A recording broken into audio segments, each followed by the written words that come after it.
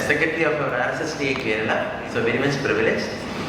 And once again, thank you all my dear friends for being here, and I am here to discuss a very basic topic in diabetes. So for the last 3 days we have been listening to the old drugs, the new technologies, and I am here with a very, very simple topic, a very, very basic topic.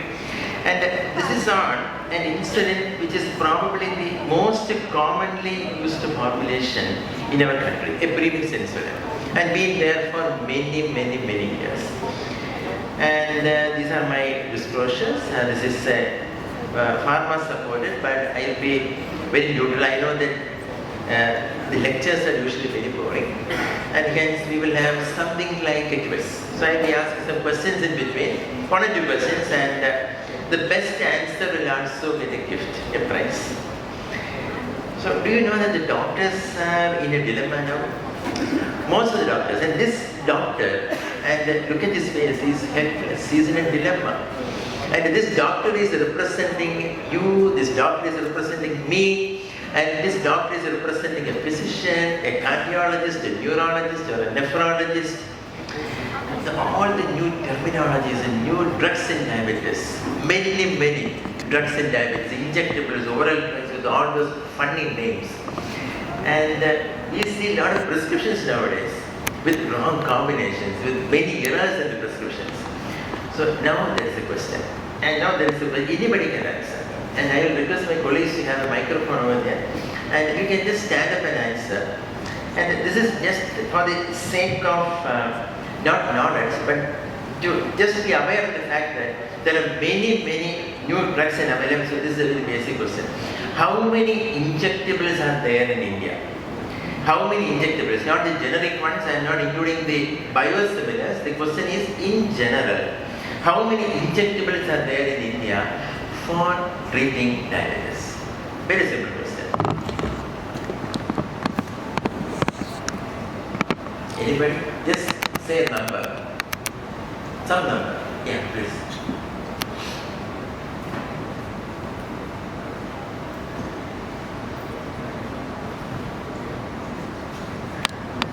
Only 2.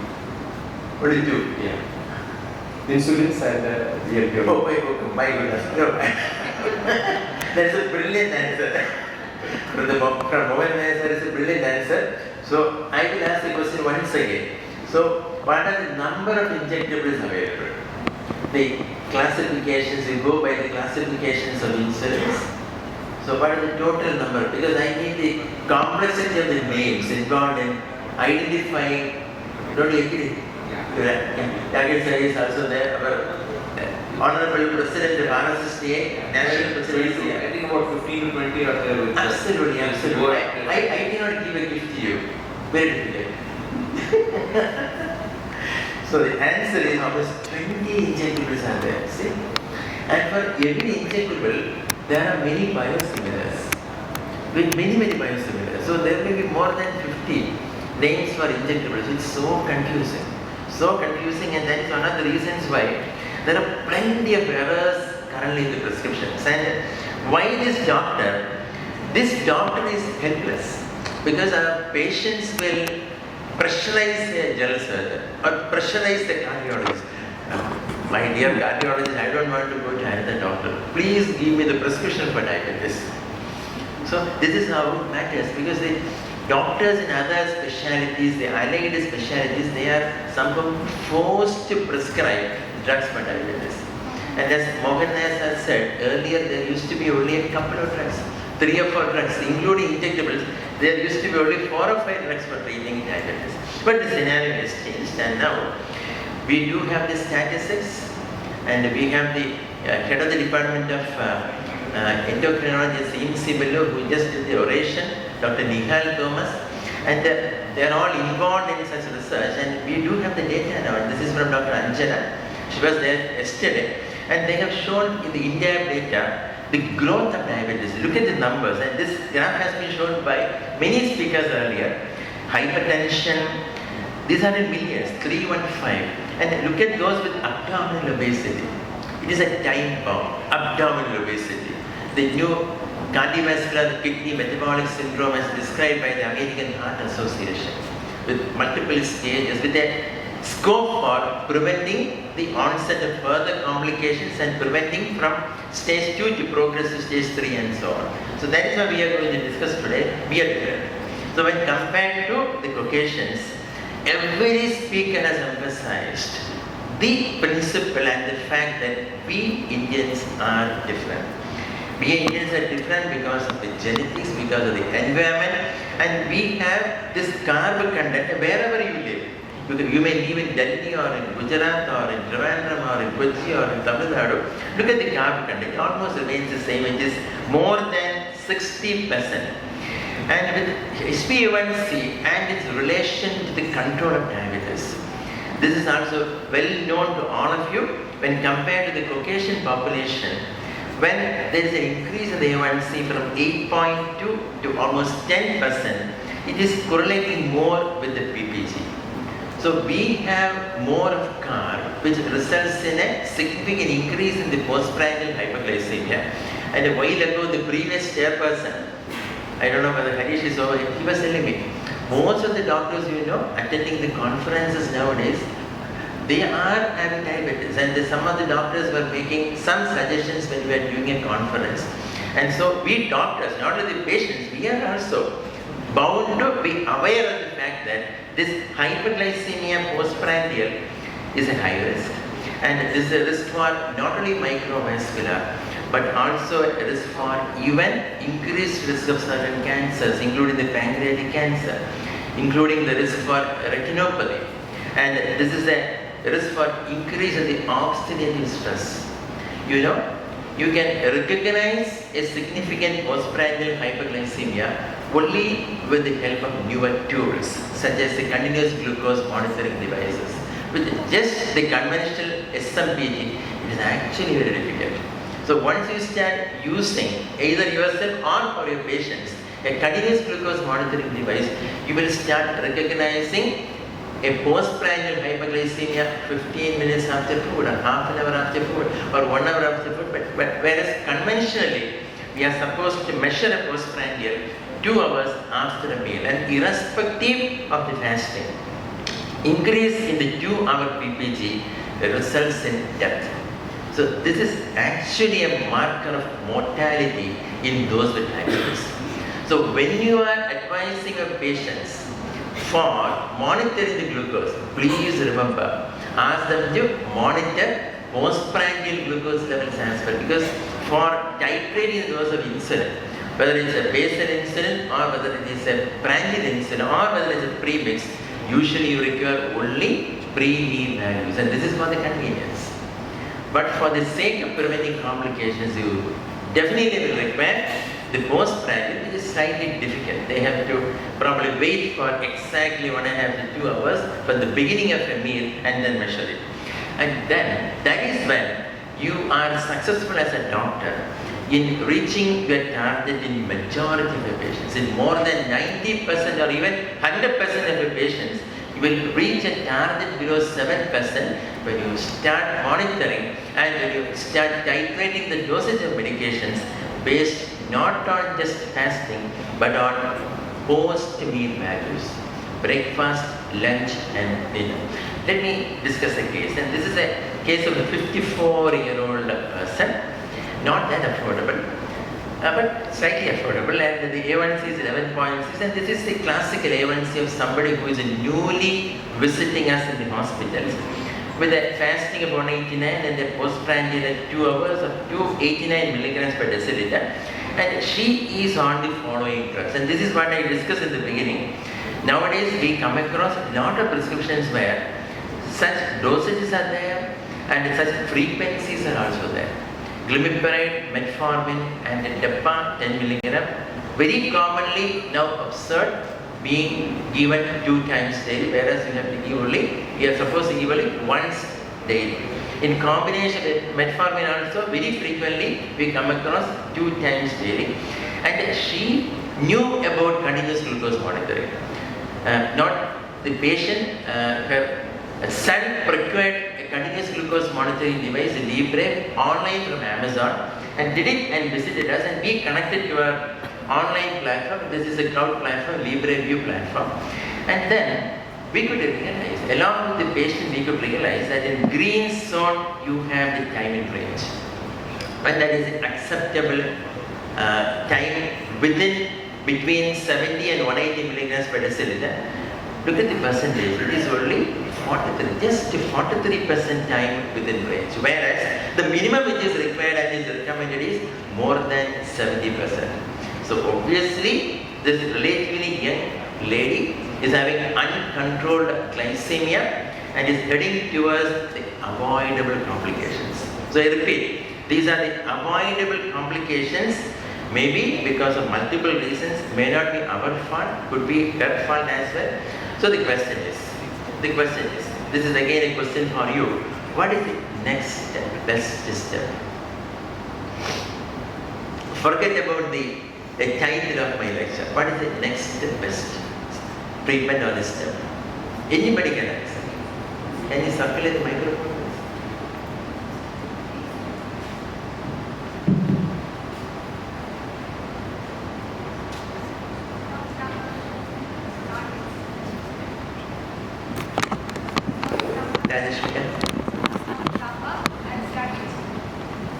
Stop kappa and start insulin. Start insulin. Okay, excellent answer. Because why the suggestion? This is the recommendation. The person is on oral therapies. You are more therapies. So any other suggestion?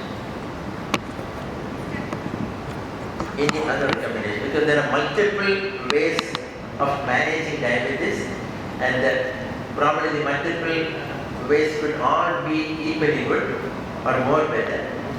Sir? Pardon?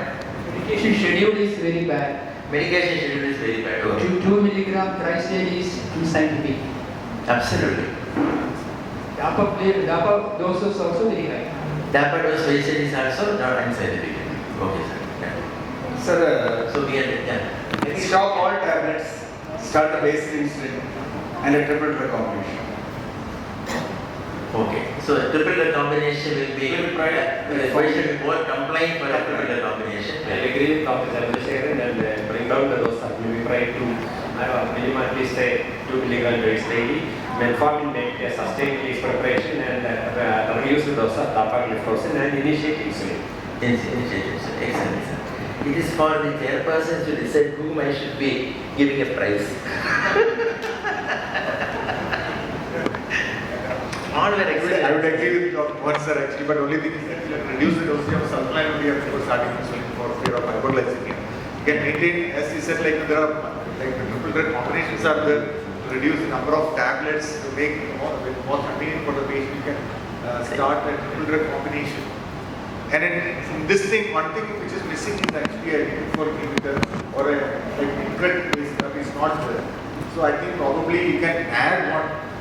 And if you can make it for your portable therapy before trying, you don't know whether it will work. Excellent. Okay, so anyway, we will share with you what we have done for this patient. So before that, what is the recommendation? Because these continuing medical education programs are meant for discussing and disseminating the knowledge on guideline directed medical therapy. Because we do have the guidelines. So we have the RSSD guidelines from our country, our president is here, and RSSD president sir also is there from Kerala RSSDA. So we have the national guidelines, we have the international guidelines from scientific bodies, and when OEDs are failing, patients are already on 3 drugs. You have to start insulin. And unfortunately, as Dr. Bimi has said earlier, insulin is started very, very late in the country. Very late in the country. The A1C can remain above 9% for approximately 10 years. By that time, unfortunately, most of the patients could have developed microvascular complications. So this may be our fault, or this may be because of inertia from the part of the patient, or it can be psychological inertia. Multiple reasons are there. So leave it, because we have discussed all the reasons and the solutions, and this is a therapeutic inertia. So it is the responsibility, I would say, of all the physicians to start insulin right on time. No delay insulin. Because when the A1C is very high, no other drug can bring it down. Because when you are introducing oral therapies, even when you are introducing one more drug, it can further reduce the A1C only by 0.2 or 0.3%. And among all the drugs available for the management of diabetes, there is only one medication which can bring down 11.6% A1C down to less than 7%. And that's the only one remedy, and the only solution will be insulin. And this insulin can be a basal insulin, or it can be a bonus insulin along with the basal, or it can be a bibasic insulin. So this is the classification of the human insulin formulations. So look at the number of insulin formulations: short-acting, intermediate, premix, and then you have the analog insulin formulations. Huge numbers are there. So these are back to the basics in diabetes: rapid-acting, long-acting. And a while ago we discussed on ultra-long-acting insulins, the faster-acting insulins, the Lispro, the ultra-rapid-acting Lispro, the premix, again analog. So here the question is, how do you go by the guidelines? And what are the guidelines? Of course, we have the guidelines from the ADA, we have the guidelines from the American Association of Clinical Endocrinologists, we have the guidelines from our own RSSDA, where we are all part of the guideline committee, and we have published the guidelines for the RSSDA. So we have to adhere to the guidelines whenever possible. Whenever possible, please adhere to the guidelines, because more than 90% of the cases can be managed. I tell you, I promise you, it can be managed adhering to the guidelines. And this is from the British. Consider premix preparations when the oral drugs are failed.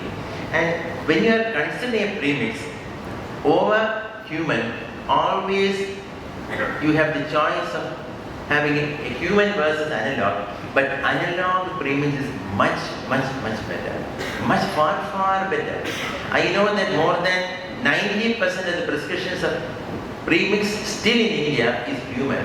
But let me tell you, if you go back to all these guidelines, analog premix is preferred because of the less hyperglycemia. It is much more user friendly. It can address both the fasting and postprandial, and it is much more easy. This is what we have done. So we have started the patient on premix analog, titrated, and at the end of 2 months, and the patient was given Lispro mix, analog mix, that is Humalog 25/75, and this is after 6 months. This is the same patient after 6 months. This is something which is unexpected, I know. 100% time within range in a type 2 diabetes patient. This is thin and flat ambulatory glucose profile. And replacing the A1C from the CGM data, you have the glucose management indicator, that is GMI, which is below 6%. That is 5.9%, and this is what we have done. We have reduced the dose of glimepiride to 0.5. DEPA, of course, we have reduced to 10 milligram because that is more scientific. We are not supposed to give it more than once daily. So now I have one more question. And this question is, once you have started a patient on analog premix insulin, how long you will monitor the blood glucose levels? Anybody can answer. How long you will ask the patient to have blood glucose monitoring at home? Is it how long or how frequently? Anyway. You have to continue monitoring. Yeah. But you are not supposed to answer, they have to answer. This is one answer, okay. You are not experts. You are all masters in the field. So I think that is the answer. So the answer is, monitoring glucose or monitoring blood pressure at their own houses, it is a lifelong affair. So this is a partnership. The partnership, once diagnosed of diabetes, the partnership with the glucose monitoring device is lifelong. And monitoring decides on preventing the complications, and monitoring is the decision factor for prolonging the life of a person with diabetes. So you are never supposed to stop monitoring. In 1 or 2 months' time, it will become stable, but monitoring should continue. And this is a study, a meta-analysis comparing premix against a basal bonus regimen, and it shows that there is no significant differences in the rate of hypo or weight change or for other parameters. And this is a comparison between a high mix and a low mix regimen. So high mix is 50/50 and low mix is 25/75. So we get two proportions or two ratios of a premix available, and you can decide on which one to choose. So high postprandial or high carb, you can go for a high premix. And then if there is a nocturnal hypo, you know, in a high premix it is 50/50. So 50/50 will have 50% of a rapid acting, and the long acting from 70% is reduced to 50%. So there will be lower occurrences of a nocturnal hyperglycemia. So moving on to another case, and this is a case of a 74 kilogram individual, and the A1C here is 9.3%, and 52-year-old individual, and she's a homemaker. So almost the same scenario, but the prescription appears to be better in terms of the dosages, but again glimepiride is relatively on a higher dose, Sita 100 milligram, glimepiride and metformin, and the A1C remains high. So let me look at the evidence of Lispro 25 versus Glargine, because we have been discussing about basal insulin, and we discussed in the beginning about the high carb in the Indian diet. So when you compare with the basal insulin against a premix insulin twice daily, that is 25/75 of Lispro premix, we can see that it is equally good, but premix is better in terms of reducing the hemoglobin A1C to 7.4%, and with all the metrics, fasting, postprandial A1C, all of them getting reduced, or with more percentage of people with diabetes reaching the target. And this is what we have done for this patient 10 units before breakfast, and then after a while we started again on 18 units before the dinner, and the A1C has reached to acceptable levels. So let us look at the data again. Intensifying the insulin therapy, this is further step. The current treatment is metformin, vildagliptin and glimepiride 2 milligram BD. And this is what we have done, the A1C 9.2%. So this is a question for you. So here the difference is, the patient is already on insulin in this case. So the patient is already on 24 units of Lispro mixed 25/75 before breakfast and 16 units before dinner. The A1C is 9.2 and you have to bring it down. So remember, the patient is already on insulin. So this is again a question for you. Which is the best next step for this patient? The next best step.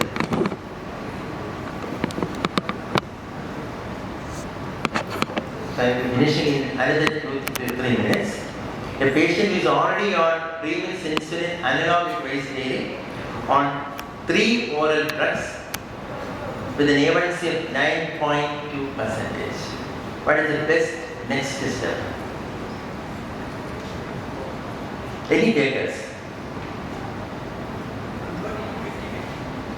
Excellent answer. Converting to 50/50 because the data is already there. The post-meal values are very high, 255, 210. So this person will benefit from a 50/50 combination rather than a 25/75. And but there is one more step in your clinic which you can probably execute, and this is what you have to do along with the same 50/50, and that is, what is that step? Checking the insulin injection techniques. For those people who are on injectables, even if they are having insulin injections for maybe more than 10 years or more than 20 years, they will still commit major errors in insulin injections. Major errors. And this is one of our own articles where we have shown type of hypertrophy, not rotating the injection sites, and this will make a transformation in your practice. Ask a diabetes litigation to spend some 5 or 10 minutes monitoring how they are injecting the insulin, and this is the evidence of Lispro 50/50 compared to basal bonus therapy, so compared to 4 injections per daily, and then you can compare it with 2 injections. The 2 injections of Lispro premix 50/50, you have excellent results, and no patients in either group developing severe hypoglycemia. So I discussed about the role of premix analog insulin as a simple regimen to start and intensify. And these are those patients, not all the patients, these are patients who are uncontrolled on multiple oral drugs, slightly disciplined, because this is going to be a fixed drug combination. And let me tell you, we have discussed about lot of medications in diabetes and multiple technologies in diabetes, but remember, not all the medications are for all the patients. Diabetes, we have more than 14 pathophysiological defects, and you have to have multiple therapies. However, not all the medications are for all the patients. Success is when you have the brilliance and the time to choose the best ones and combine it with oral therapies. So let me also remind you, please block your dates. I know this is very in advance, and we have already announced the next year JPEF. And this is going to be on 11th, 12th and 13th of July 2025. So thank you very much, my dear friends.